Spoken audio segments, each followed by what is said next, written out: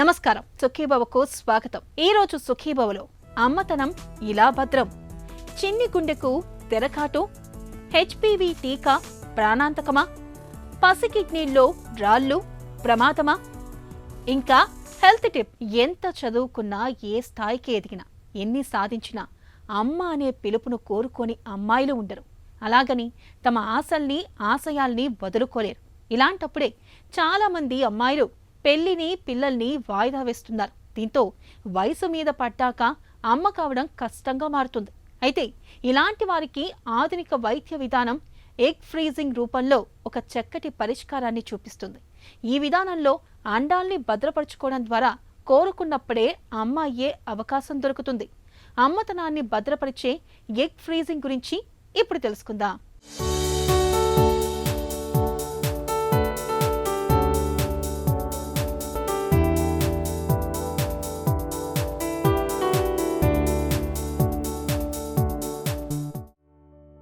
ఏ వయసులో ముచ్చట ఆ వయసులో జరిగిపోవాలన్నది పాతకాలపు ముచ్చట.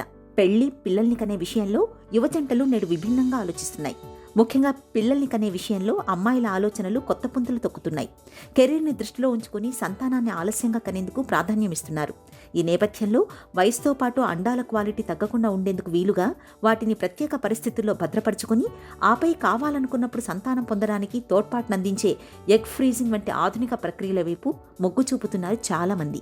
అండాలను భద్రపరిచే ఎగ్ ఫ్రీజింగ్ అనేది ఒకప్పుడు సంపన్నులకు, సెలబ్రిటీలకే పరిమితం. కానీ ఇవాళ ఇదో ట్రెండ్గా మారుతోంది. చదువు, కెరియర్, వ్యాపారం ఇలా రకరకాల కారణాలతో ఇవాళ చాలామంది వివాహాన్ని, పిల్లల్ని వాయిదా వేస్తున్నారు. ఈ మధ్య సాధారణంగానే జీవనశైలి తెచ్చిన మార్పులతో సంతానలేమితో బాధపడే దంపతుల సంఖ్య పెరుగుతోంది. దీనికి తోడు వయసు పెరిగితే ఈ సమస్య మరింత ఎక్కువయ్యే ప్రమాదం ఉంది. ఆ భయంతోనే అమ్మాయిలు ఎగ్ ఫ్రీజింగ్ లేదా ఓసైడ్ క్రయో ప్రిజర్వేషన్ పట్ల ఆసక్తి చూపిస్తున్నారు. ఎగ్ ఫ్రీజింగ్ అంటే ఎవరైతే ఫర్టిలిటీ ట్రీట్మెంట్ కానీ ఫర్టిలిటీ ప్రాసెస్ని కానీ అంటే ప్రెగ్నెన్సీ కావాలి అనుకునే ప్రాసెస్ని పోస్ట్పోన్ చేసుకోవాలనుకుంటున్నారో వాళ్ళల్లో ఎగ్ ఫ్రీజింగ్ అనేది చేస్తామండి. దీన్ని social egg freezing or oocyte cryopreservation అని కూడా అంటారు. సో ఇదే కాకుండా అంటే ప్రెగ్నెన్సీ పోస్ట్పోన్ చేసుకునే రీజనే కాకుండా వేరే కారణాలు అంటే లైక్ ఏమైనా క్యాన్సర్ ట్రీట్మెంట్కి వెళ్ళబోతున్నారు అట్లా అనుకునే వాళ్ళకి కూడా మనం ఈ ప్రిజర్వేషన్ అనేది చేస్తాం. ఇదే కాకుండా జెనెటిక్ ప్రాబ్లమ్స్ ఏమైనా ఉన్నప్పుడు లేకపోతే ఫ్యామిలీలో ఏమైనా జెనెటిక్ ఇష్యూస్ వస్తున్నాయి అంటే లైక్ టర్నర్ సిండ్రోమ్తో అట్లాంటి జెనెటిక్ ప్రాబ్లమ్స్ ఉన్నప్పుడు వాళ్ళకి ఓవేరియన్ రిజర్వ్ అనేది క్రమేపీ తగ్గిపోయే అవకాశాలు ఉంటాయి. సో వీళ్ళల్లో కూడా మనం ఈ ఎగ్ ఫ్రీజింగ్ అనేది చేస్తూ ఉంటామండి. సో ఎగ్ ఫ్రీజింగ్ యొక్క అడ్వాంటేజ్ ఏంటి అంటే మనం ఈ సోషల్ ఎగ్ ఫ్రీజింగ్ వలన ఇప్పుడు ఏజ్ ఏదైతే ఉందో ఫర్ ఎగ్జాంపుల్ ఒక లేడీ తను ఒక 28 years to 30 years ఏజ్ లోపల తన ఎగ్స్ని ఫ్రీజ్ చేసుకుని ఉండి తర్వాత తన ప్రెగ్నెన్సీ అనేది 33 years 34 years అప్పుడు ప్లాన్ చేసుకోవాలి అని అనుకున్నప్పుడు మనకి ఆ ఎగ్స్ అనేవి అదే ఏజ్కి ఫ్రీజ్ అయి ఉంటాయి. సో ఏజ్ తాలూకా ఎఫెక్ట్ ఈ ఎగ్స్ మీద పడకుండా ఉంటుంది. అండ్ ఫ్యూచర్లో ఒకవేళ తనకి ఎగ్ రిజర్వ్ అనేది తగ్గిపోతూ వస్తే కనుక తను ఫ్రీజ్ చేసుకున్న ఎగ్స్తో తను మళ్ళీ ప్రెగ్నెంట్ అయ్యే ఛాన్సెస్ అనేవి ఉంటాయి. ఇదే కాకుండా కొంతమంది క్యాన్సర్ ట్రీట్మెంట్కి అది వెళ్తూ ఉంటారు. వెళ్ళినప్పుడు ఈ ఓవరీస్ కూడా ఈ రేడియోథెరపీకి కానీ కీమియోథెరపీకి కానీ ఎక్స్పోజ్ అవ్వటం వలన దాంట్లోపల ఉన్న ఎగ్స్ అనేవి తగ్గిపోతూ వస్తాయి. సో ఇలాంటప్పుడు మనం ముందే ఎగ్స్ తీసి పెట్టుకోవటం వలన ఫర్దర్గా ఫ్యూచర్లో వాళ్ళ ఫర్టిలిటీకి అంటే ప్రెగ్నెన్సీ ప్లానింగ్కి ఎటువంటి ఇబ్బంది లేకుండా చేసుకోవచ్చు. సో ఎగ్ ఫ్రీజింగ్ అనేది యూజువల్గా డిపెండింగ్ అపాన్ ద రీజన్ అండి, వాళ్ళకున్న రీజన్ని బట్టి మనం చేయడం అనేది జరుగుతుంది. సో ఏజ్ అనేది స్పెసిఫిక్గా ఈ ఏజ్లోనే చెయ్యాలి అనేది ఏం లేదు. సపోజ్ ఫర్ ఎగ్జాంపుల్ జస్ట్ అప్పుడే ప్యూబర్టీ వచ్చిన గర్ల్ అయి ఉండొచ్చు, తనకి అన్ఫార్చునేట్గా ఏదైనా క్యాన్సర్ డిటెక్ట్ అయి ఉండొచ్చు. సో వాళ్ళల్లో కూడా మనం ఎగ్ ఫ్రీజింగ్ అనేది చేయొచ్చు. ఫర్టిలిటీ ప్రిజర్వేషన్ అనేది మనకి ఏజ్ లిమిట్ అనేది లేదండి. అంటే ఐవీఎఫ్ ట్రీట్మెంట్స్ కానీ అటువంటివి అయితే కనుక మనం 21 years దాటిన తర్వాతే చేయాల్సి ఉంటుంది. కానీ అలా ఫర్టిలిటీ ప్రిజర్వేషన్కి ఏజ్ లిమిట్ లేదండి. సో వాళ్ళ ఇండికేషన్ని బట్టి వాళ్ళకి ఏ టైంలో మనం ఎగ్ ఫ్రీజ్ చేయాలి అని అనుకున్న దాన్ని బట్టి మనం చేయొచ్చు. బాగా చిన్నపిల్లలు అయితే కనుక ఓవేరియన్ టిష్యూని కూడా క్రయో ప్రిజర్వేషన్ చేయొచ్చు. సో వీళ్ళలో మనం స్టిమ్యులేట్ చేసి ఎగ్స్ని తీయలేం కాబట్టి వాళ్ళు ప్యూబర్టీ కన్నా ముందున్నారు కాబట్టి వీళ్ళకి ఓవేరియన్ టిష్యూనే మనం ఫ్యూచర్ పర్పస్కి క్రయో ప్రిజర్వేషన్ అనేది చేసుకోవచ్చు. ఆలస్యంగా పిల్లల్ని కనాలనుకునే వారికి ఎగ్ ఫ్రీజింగ్ విధానం నిజంగా ఒక వరమనే చెప్పుకోవాలి. అలాగే ఎండోమెట్రియోసిస్, జన్యు సమస్యలతో బాధపడే వాళ్ళకి, క్యాన్సర్, ఇతరత్ర అనారోగ్యాలకి చికిత్స చేయించుకుంటున్న మహిళలకు ఈ ఎగ్ ఫ్రీజింగ్ విధానం ఎంతో ఉపయుక్తంగా ఉంటుంది. అండాలను ముందుగానే భద్రపరచుకోవడం వల్ల భవిష్యత్తులో తల్లి కావాలన్న సంకల్పం నెరవేరుతుంది. అండాల్ని భద్రపరచడానికి ముందు మహిళల శారీరక స్థితిని నిపుణులు పరీక్షిస్తారు. తర్వాత అండాశయాలు ఎక్కువ అండాలను ఉత్పత్తి చేసేలా ప్రేరేపిస్తారు. ఇందుకోసం టాబ్లెట్లు లేదా ఇంజెక్షన్లు ఇస్తారు. ఆ సమయంలో అల్ట్రాసౌండ్ ద్వారా అండాల పెరుగుదలని పరీక్షించి అవి అభివృద్ధి చెందాక సేకరిస్తారు. ఆపై విట్రిఫికేషన్ ద్వారా ఫ్రీజ్ చేసి వీటిని తిరిగి వాడే వరకు -196 డిగ్రీల వద్ద ప్రత్యేక స్టోరేజ్ ట్యాంకులో నిల్వ చేస్తారు. ఇదే క్రయో ప్రిజర్వేషన్. ఇలా ఘనీభవింపచేసిన అండాలను ఎంతకాలమైనా నిల్వ చేయవచ్చు. అయితే ఎక్కువ క్లినిక్లు 10 ఏళ్ల వరకు భద్రపరుస్తున్నాయి. తల్లి కావాలనుకున్నప్పుడు ఈ అండాలను కరిగించి వీర్య కణాలతో ఫలదీకరణం చేసి ఐవీఎఫ్ ద్వారా గర్భాశయంలో ప్రవేశపెడతారు. దాంతో 30 దాటినా సరే ఆరోగ్యకరమైన పిల్లలకు జన్మనివ్వచ్చు. సో ఎగ్ ఫ్రీజింగ్ అనే పద్ధతి ఏంటంటేనండి, యూజువల్గా డేట్ వచ్చిన తర్వాత 2nd or 3rd డే నుంచి స్టార్ట్ చేయొచ్చు. లేకపోతే ఎమర్జెన్సీ కండిషన్స్లో సైకిల్లో ఏదైనా టైంలో మనం దీన్ని స్టార్ట్ చేసుకోవచ్చు. సో ఇంజెక్షన్స్ అనేది ఇవ్వడం జరుగుతుందండి. ఇంజెక్షన్స్ ఇచ్చినప్పుడు ఏవైతే ఫాలికల్స్ ఉన్నాయో అవన్నీ ఇంజెక్షన్స్కి రెస్పాండ్ అయ్యి ఆ ఫాలికల్స్ అనేవి గ్రో అవ్వడం జరుగుతుంది. ఎప్పుడైతే ఫాలికల్ సైజ్ 2 సెంటీమీటర్స్ అలా వస్తుందో ఫైనల్ మెచ్యురేషన్ ఇంజెక్షన్ ఇవ్వడం జరిగి దాని తర్వాత ఎగ్ పికప్ అనేది అండర్ ఎనెస్థీషియా చేయడం జరుగుతుంది. ఇది అల్ట్రాసౌండ్ గైడెన్స్తో అండర్ ఎనెస్థీషియా మైనర్ సర్జరీగా చేయడం జరుగుతుంది. సో ఈ ఫాలికల్స్ అన్నిటిని ఆస్పిరేట్ చేసిన తర్వాత ఎగ్స్ని సెపరేట్ చేసి వాటిని ప్రిజర్వ్ చేయడం జరుగుతుంది. మనకి ఉన్న స్టడీస్ ప్రకారం అండి, డేటా ప్రకారము ఈ పుట్టబోయే పిల్లలు, ఈ క్రయో ప్రిజర్వేషన్ ద్వారా పుట్టబోయే పిల్లలు సురక్షితంగానే ఉన్నారండి. దీనివల్ల మేజర్గా బేబీస్కి కానీ దీని ద్వారా పుట్టిన పిల్లలకి కానీ ఏవో అవకరాలు కానీ లోపాలు కానీ ఉన్నట్టుగా అయితే స్టడీస్ ప్రకారం ఏమీ ప్రూవెన్ కాలేదు. సో ఈ ప్రొసీజర్ అనేది సేఫేనండి. సో ఈ ఎగ్ ఫ్రీజింగ్ గురించి అందరికీ జనరల్ పాపులేషన్కి తెలియడం వల్ల యూజెస్ ఏంటంటేనండి, మనం ఫర్దర్గా ఫ్యూచర్లో ప్రెగ్నెన్సీ ప్లాన్ చేసుకోవాలి అని అనుకున్నప్పుడు ఎప్పుడైతే ఏజ్ అడ్వాన్స్ అయిపోతుందో, యూజువల్గా ఏజ్ పెరిగినప్పుడు అవకరాలు ఉండే పిల్లలు ఎక్కువగా పుట్టే అవకాశం ఉంటుంది అని చెప్తారు. సో దీన్ని మనం ప్రివెంట్ చేయొచ్చు. అండ్ ఒకవేళ 35 ఇయర్స్ దాటిన తర్వాత వాళ్ళు ఒకవేళ ప్రెగ్నెన్సీ ప్లాన్ చేసుకున్నప్పుడు వాళ్ళకి ఎగ్స్ ఒకవేళ తగ్గిపోయి ఉంటే కనుక అప్పుడు కూడా మనం ఖచ్చితంగా వాళ్ళకి ఎగ్స్కి మనం ప్రెగ్నెన్సీకి మనం హెల్ప్ చేయొచ్చు. అండ్ క్యాన్సర్ ట్రీట్మెంట్స్కి వాటికి జెనెటిక్ ప్రాబ్లమ్స్ ఉన్న వాళ్ళల్లో ఐడెంటిఫైడ్ జెనెటిక్ ప్రాబ్లమ్స్ ఉంటే వాళ్ళకి రిజర్వ్ తగ్గిపోయి ఉంది అనుకునే ఛాన్సెస్ ఉన్న వాళ్ళల్లో కూడా మనం ఫ్యూచర్లో వాళ్ళకి ప్రెగ్నెన్సీ కోసం హెల్ప్ చేయొచ్చు. సో దీనికి జనరల్గా అందరికీ తెలియడం వల్ల మనం ఈ ఒవేరియన్ రిజర్వ్ని తగ్గిపోవడానికి ముందే మనం జాగ్రత్తలు తీసుకొని ప్రెగ్నెన్సీకి ప్రాబ్లం లేకుండా హెల్ప్ చేయొచ్చు. అండాలను భద్రపరిచే ఎగ్ ఫ్రీజింగ్ చట్టబద్ధమే. అయితే వయసు పెరిగే కొద్దీ అండాల సంఖ్య, నాణ్యత తగ్గుతూ వస్తాయి. కాబట్టి 21 నుంచి 38 ఏళ్ల వయసులోనే భద్రపరచాలి అన్న నిబంధన మన దేశంలో ఉంది. అందులోనూ 20 నుంచి 30 ఏళ్ల వయసులో అండాల్ని భద్రపరచుకోవడం ఉత్తమమని చెబుతారు నిపుణులు. తెలుగు రాష్ట్రాల్లోని ప్రముఖ నగరాల్లోని సంతానోత్పత్తి క్లినిక్లు చాలా వరకు ఈ ఎగ్ ఫ్రీజింగ్ సేవల్ని అందుబాటులోకి తీసుకొచ్చాయి. మొత్తం మీద ఎగ్ ఫ్రీజింగ్ అయ్యే ఖర్చు ఆసుపత్రిని బట్టి 50,000 నుంచి 2-3 లక్షల రూపాయల వరకు ఉంటుంది. ఒకసారి నిల్వ చేశాక ఏడాదికోసారి తిరిగి వాడుకునే వరకు 5 నుంచి 60,000 రూపాయల ఫీజు ఉండవచ్చు. కారణం ఏదైనా అమ్మయ్యే రోజు కోసం ముందు జాగ్రత్తగా తమ అండాల్ని భద్రపరుచుకుంటోంది నేటి తరం. హెల్త్ న్యూస్ మీకోసం.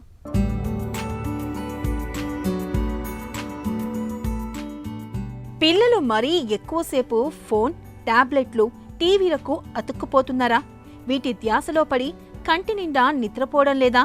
అయితే ఆలోచించాల్సిందే.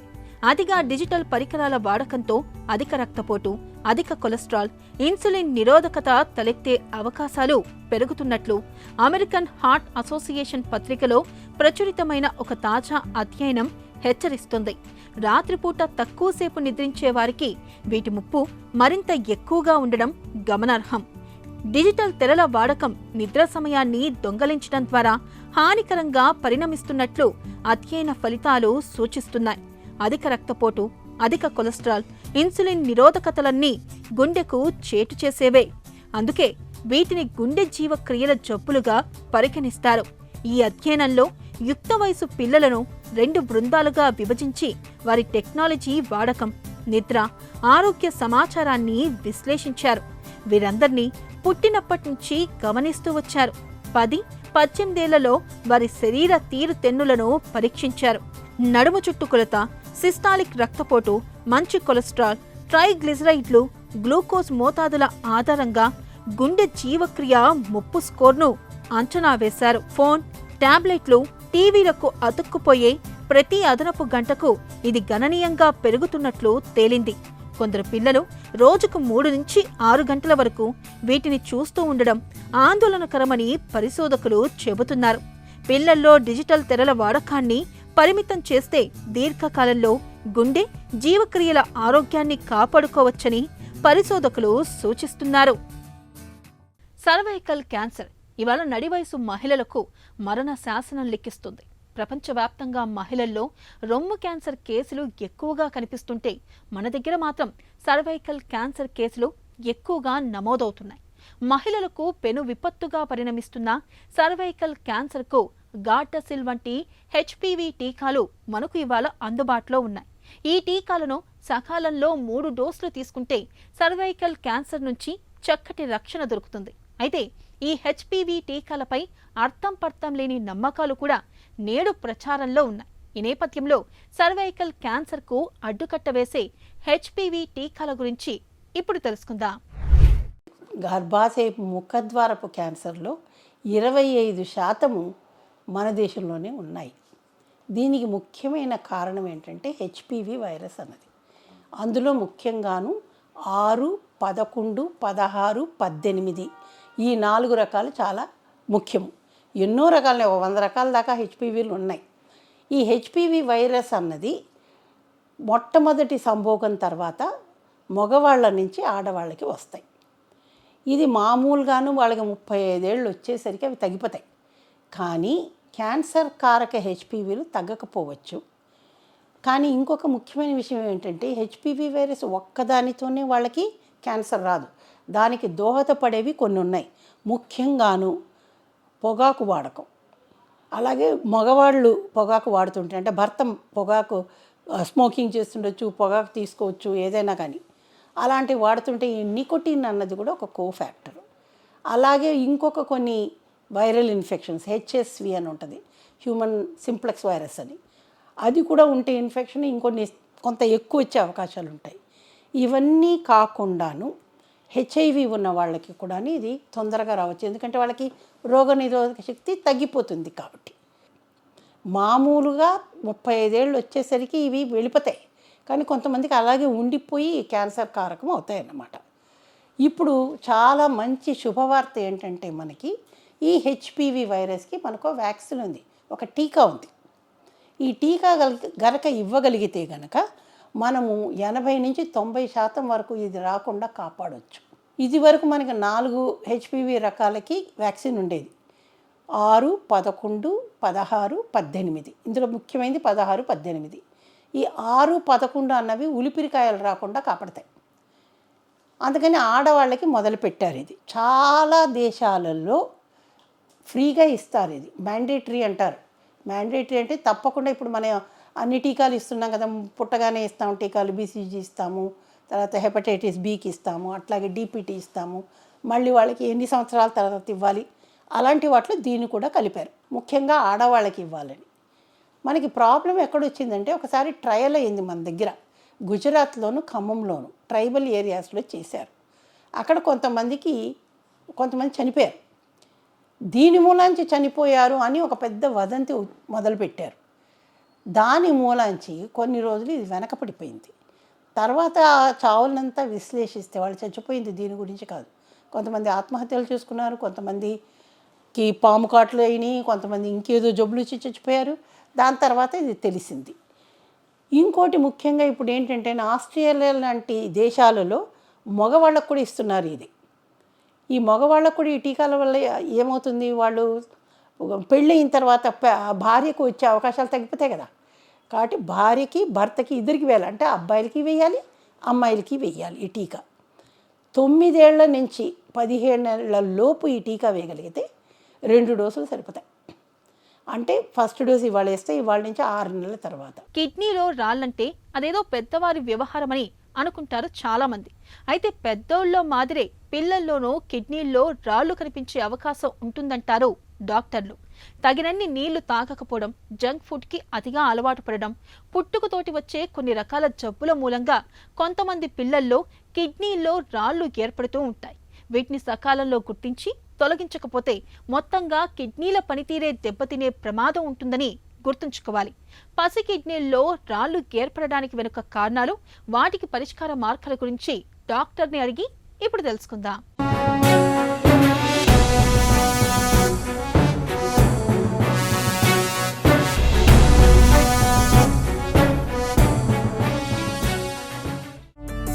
పిల్లల్లోనూ కిడ్నీల్లో రాళ్లు వచ్చే అవకాశం ఉంటుందా? ఒకప్పుడు 20 ఏళ్ల కింద మనము పెద్దవాళ్ళలోనే రాళ్ళు చూసేవాళ్ళమండి. పిల్లల్లో చాలా తక్కువగా చూసేవాళ్ళము. కానీ గత 20 ఏళ్లలో మన ఆహారపు అలవాట్లు, మన నేచర్ చేంజెస్, ఇవన్నిటి కారణాలు జెనెటిక్ చేంజెస్ వల్ల ఈవెన్ పిల్లల్లో కూడా రాళ్ళు చూసే అవకాశాలు చాలా ఎక్కువగా ఉంటున్నాయండి. ఈ మధ్యకాలంలో ఎక్కువగా చూస్తున్నాము. సో ఆ ఏజ్, ఈవెన్ మేము 1 year ఏజ్ పిల్లల్లో కూడా కిడ్నీలో రాళ్ళు చూస్తున్నాం ఈ మధ్యకాలంలో. పసి కిడ్నీల్లో రాళ్లు ఏర్పడటానికి కారణాలేంటి? స్ట్రక్చరల్ అబ్నార్మాలిటీస్ అంటే కిడ్నీ తయారీలో ఏమైనా తేడా ఉన్నా స్ట్రక్చరల్ అబ్నార్మాలిటీస్ అంటాం. అంటే మన కడుపులో ఉన్నప్పుడు 3వ నెల నుంచే కిడ్నీ తయారవడం స్టార్ట్ అవుతుందండి. ఆ తయారయ్యే ప్రాసెస్లో సరిగ్గా తయారవ్వకపోయినా ట్యూబ్స్ కానీ, ఫిల్టర్లు కానీ, మూత్ర సంచి కానీ, నాళాలు కానీ సరిగ్గా తయారు కాకపోయినా కూడా పుట్టుకతోటి కిడ్నీ వాపు రావడము, మూత్రం సరిగ్గా రాకపోవడము, డ్యామేజ్ చేయడము, మూత్రం నిలువ ఉండిపోవడము, రీఫ్లక్స్ అంటాం. అంటే మూత్రం ముందుకు కాకుండా వెనక్కి లీక్ అవ్వడము, ఈ ప్రాబ్లమ్స్ తోటి పుట్టడంతో వాళ్ళల్లో కూడా రాళ్ళు ఫామ్ అయ్యే అవకాశాలు ఎక్కువగా ఉంటాయి. ఇవి ఫస్ట్ స్ట్రక్చరల్ ప్రాబ్లమ్స్ అంటాం. రెండో కారణం ఏంటంటే హార్మోనల్ ప్రాబ్లమ్స్ అంటాం. అంటే థైరాయిడ్ ఎక్కువ తక్కువ ఉండడము, పారాథైరాయిడ్ ఎక్కువ తక్కువ ఉండడము, ఎక్కువ విటమిన్ డి ప్రొడ్యూస్ అవ్వడము, ఒంట్లో అవసరానికి మించి విటమిన్ సి, విటమిన్ ఏ టాబ్లెట్లు వాడడము, ఈ కారణాలతోటి కూడా ఒక్కొక్కసారి రాళ్ళు ఫామ్ అయ్యే అవకాశాలు ఎక్కువగా ఉంటాయి. 4వ రకాలు ఫంక్షనల్ ప్రాబ్లమ్స్ అంటాం. అంటే కిడ్నీ ట్యూబ్స్లోను, ఫిల్టర్లు, ట్యూబ్లలో కూడా హార్మోన్ ఎంజైమ్స్ కానీ, రిసెప్టర్స్ కానీ ఉంటాయి. అవి సరిగ్గా తయారవ్వకపోయినా, ఒంట్లో తయారయ్యే యాసిడ్లను సరిగ్గా బయటికి పంపించలేకపోయినా, ఆర్ ఎక్కువ కాల్షియము, ఆక్సలేట్స్ ఇవన్నీ ఎక్కువ తయారవడం ఒంట్లో, అవన్నీ ఎక్కువ బయటికి పంపించడం, వీటితో రాళ్ళు ఫామ్ అయ్యే అవకాశాలు ఎక్కువగా ఉంటాయండి. ఇవి హార్మోనల్, స్ట్రక్చరల్ కారణాలు. 4వది రికరెంట్గా ఇన్ఫెక్షన్ రావడం. మూత్రనాళాల్లో ఇబ్బందులు ఉన్న పిల్లల్లో, మూత్రం సంచి సరిగ్గా తయారు కాని పిల్లల్లో, మూత్రం ఎక్కువగా నిల్వ ఉండే వాళ్ళల్లో, వీళ్ళల్లో ఎక్కువగా ఇన్ఫెక్షన్లు వచ్చే అవకాశాలు ఎక్కువగా ఉంటాయి. చిన్నపిల్లల్లో, మగవాళ్ళలో మోర్ కామన్ రాదర్ దెన్ ఆడపిల్లల కంటే. వీళ్ళల్లో ఎక్కువగా రాళ్ళు ఫామ్ అయ్యే టెండెన్సీ ఉంటుంది. 5వ ముఖ్య కారణం మన ఫుడ్ హ్యాబిట్స్ అండి. ఈ మధ్యకాలంలో పిల్లల్లో ఫుడ్ హ్యాబిట్స్లో చాలా చేంజెస్ వచ్చాయి. ఎక్కువగా బయట ఫుడ్, ఎక్కువ బర్గర్స్, ఇవన్నీ కూల్ డ్రింక్స్ కానీ, బర్గర్స్ కానీ, out side high salt food తినడం వల్ల కానీ వాళ్ళల్లో కూడా రాళ్ళు ఫామ్ ఎక్కువ యూరిక్ యాసిడ్ పెరగడము, ఇవన్నిటితోటి వాళ్ళల్లో కూడా రాళ్ళు ఫామ్ అయ్యే టెండెన్సీ ఎక్కువగా చూస్తున్నాం ఈ రోజుల్లో. కిడ్నీల్లో రాళ్లు ఉన్నప్పుడు ఎలాంటి లక్షణాలు కనిపిస్తూ ఉంటాయి? ఇక్కడ కూడా పెద్దవాళ్ళకు, పిల్లలకు డిఫరెన్స్ ఉంటుందండి. పెద్దవాళ్ళకు యూజువల్గా సిమ్టమ్స్ ఉంటాయి. అంటే రాళ్ళు దారిలో ఉన్నప్పుడు, అడ్డుకున్నప్పుడు మూత్రంలో రక్తం పడ్డము, నొప్పి రావడము, మూత్రంలో ఇన్ఫెక్షన్ రావడము, జ్వరం రావడము, ఈ సిమ్టమ్స్ ఉండొచ్చు. పిల్లల్లో చాలా వరకు కేసెస్లో ఏ సిమ్టమ్స్ ఉండవండి. వేరే కారణాలతో స్కాన్ చేయించినప్పుడే మనకు చాలా రాళ్ళు కనిపిస్తాయి ఉంటాయి. లేదా కొన్నిసార్లు జ్వరం రావడము, మూత్రంలో మంట రావడము, ఎక్కువసార్లు మూత్రానికి వెళ్ళడము, ఈ ఇన్ఫెక్షన్స్ తోటి ఎక్కువ సిమ్టమ్స్ తోటి కనిపిస్తూ ఉంటారు వాళ్ళు. వీళ్ళల్లో ప్రాబ్లం ఏంటంటే అండి, పిల్లల్లో చాలా ఒక స్టేజ్ వచ్చిన తర్వాత కిడ్నీ బాగా డ్యామేజ్ అయిన తర్వాతే సిమ్టమ్స్ అన్నీ బయటపడతాయి. సో వీళ్ళల్లో కొంచెం ఎర్లీగానే మనము చూసుకోవాల్సి ఉంటుంది. పిల్లల్లో కిడ్నీల్లో రాళ్లు ప్రమాదమా? ఈ రాయి ఫార్మేషన్ ఎంత ఎర్లీ ఏజ్ ఆఫ్ లైఫ్లో స్టార్ట్ అవుతుందో అంత డ్యామేజ్ ఎక్కువ చేస్తుంది. సో పిల్లల్లో రాళ్ళు ఫామ్ అవుతుండే అంటే మళ్ళీ ఫామ్ అయ్యే అవకాశాలు ఎక్కువ. వేరే అండర్లైన్ కారణాలు కూడా ఉంటాయి కాబట్టి కిడ్నీ కూడా బాగా డ్యామేజ్ అయ్యే అవకాశాలు కూడా ఎక్కువగా ఉంటుందండి. సో వాళ్ళలో ఖచ్చితంగా కిడ్నీలో రాయి ఫామ్ అయింది అంటే కారణం ఏంటో ఉన్న ప్రాబ్లమ్ని ట్రీట్ చేసుకోవాలి, కారణం ఏంటో కూడా డీటెయిల్గా వెతకాలి, దాన్ని సరిగ్గా ట్రీట్ చేసుకోవాల్సి ఉంటుంది. ఫర్దర్ డ్యామేజ్ జరగకుండా కిడ్నీకి కానీ మిగతా ఇబ్బందులు ఏం రాకుండా చూసుకోవడానికి ఖచ్చితంగా ఇన్వెస్టిగేషన్ చేసుకొని ఖచ్చితంగా చూసుకోవాలండి. నీళ్ళు ఎక్కువ తాగటం, ఆహార పథ్యాలతో రాళ్ళు కరిగిపోతాయా? నార్మల్గా ఏంటంటే రాళ్ళు కరగడం అనేది అపోహ మాత్రమే అండి. ఎప్పుడు రాళ్ళు కరగవండి. చిన్న సైజు రాళ్ళు అంటే 5 mm కంటే చిన్నగా ఉండే సైజు రాళ్ళు పడిపోతాయి అంతే తప్ప కరిగిపోవడం అంటూ ఉండదండి. మొట్టమొదటి పిల్లల్లో అయినా ఎక్కువ వాటర్ తీసుకోవడం వల్ల చిన్న రాళ్ళు 5 mm రాళ్ళు లాంటివి ఏమన్నా దారిలో ఉంటే అవి పడిపోయే అవకాశాలు ఉంటాయి. ఎక్కువ వాటర్ తీసుకోవడం వల్ల యూరిన్ కూడా చిక్కదనం తగ్గుతుంది కాబట్టి రాళ్ళు ఫామ్ అయ్యే టెండెన్సీ కూడా తగ్గుతుంది కాబట్టి కొంచెం బెటర్ ఉంటారు వాళ్ళు. సో అంతేగాని జెనెటిక్ ప్రాబ్లమ్స్ ఉండి మిగతా వాటితో ప్రాబ్లమ్స్ వల్ల వచ్చే రాళ్ళు యూజువల్గా వీటికి అంత రెస్పాండ్ అవ్వవు. కానీ మన ఫుడ్ హ్యాబిట్స్ ఉన్న ప్రాబ్లమ్ని ఎక్కువ చేస్తాయి. సో ఈవెన్ ఫుడ్ హ్యాబిట్స్లో కూడా non vegetarian diet, out side food diet, high salt diet, high phosphorus diet, ఇవన్నీ రాళ్ళ ఫార్మేషన్కి ఎక్కువ టెండెన్సీ క్రియేట్ చేస్తుంది. సో వాళ్ళల్లో ఈ డైటరీ హ్యాబిట్స్ వాటర్ని మనం కంట్రోల్లో పెట్టుకుంటే, ఎక్కువ వాటర్ తాగి ఈ తక్కువ మనం ఇంటి ఫుడ్డే తిని సాల్ట్ తక్కువ చేసుకొని తినడం ద్వారా వీళ్ళల్లో చాలా వరకు రాల్ ఫార్మేషన్ టెండెన్సీ ఉన్న ఆ ఫామ్ అయ్యే నెంబర్ తగ్గిపోతుందండి. పిల్లల్లో కిడ్నీల్లో రాళ్ళు ఉన్నప్పుడు చికిత్స ఎలా ఉంటుంది? ఇది ముఖ్యమైనదండి. పిల్లల్లో ఇంతకుముందు చెప్పినట్టు మోస్ట్ ఆఫ్ ది టైమ్స్ వాళ్ళకి ఏ సిమ్టమ్స్ ఉండకపోవచ్చు. రొటీన్గా చేసే టెస్ట్లలోనే వాటిలో బయటపడుతున్నాయి. ఒక రాళ్ళు బయటపడ్డప్పుడు వాటి కారణం జెనెటిక్ కారణాలా, హార్మోన్ కారణాలా, లేకపోతే ఎంజైమ్స్లో తేడాలు ఏమైనా ఉన్నాయా, లేకపోతే పుట్టుకతో వచ్చిన లోపాల వల్ల వస్తున్నాయా, ఈ కారణాలు వెతుక్కోవాల్సి ఉంటుందండి. వాటికి ట్రీట్మెంట్ ఇస్తే ఇది తగ్గుతాయి ఒకటి. రెండోది, ఎప్పుడైనా రాయి మూత్రనాళంలో అడ్డంకిలాగా ఏర్పడినప్పుడు మాత్రమే సిమ్టమ్స్ వస్తాయి. అప్పుడే నొప్పి కానీ, మూత్రంలో రక్తం పడడం కానీ, ఇన్ఫెక్షన్ రావడం కానీ, కిడ్నీ పనితీరు తగ్గడం కానీ ఈ సిమ్టమ్స్ అన్నీ కనిపిస్తూ ఉంటాయి. సో అప్పుడు ఆ టైంలో కిడ్నీ సైజ్ బట్టి ట్రీట్మెంట్, ఆ కిడ్నీ రాయి సైజ్ బట్టి ట్రీట్మెంట్ ఉంటుందండి. యూజువల్గా చిన్న రాళ్ళు 5 mm కంటే తక్కువ ఉన్న రాళ్ళు మందులతోటి పడిపోతాయండి 1-2-3 వారాల్లో.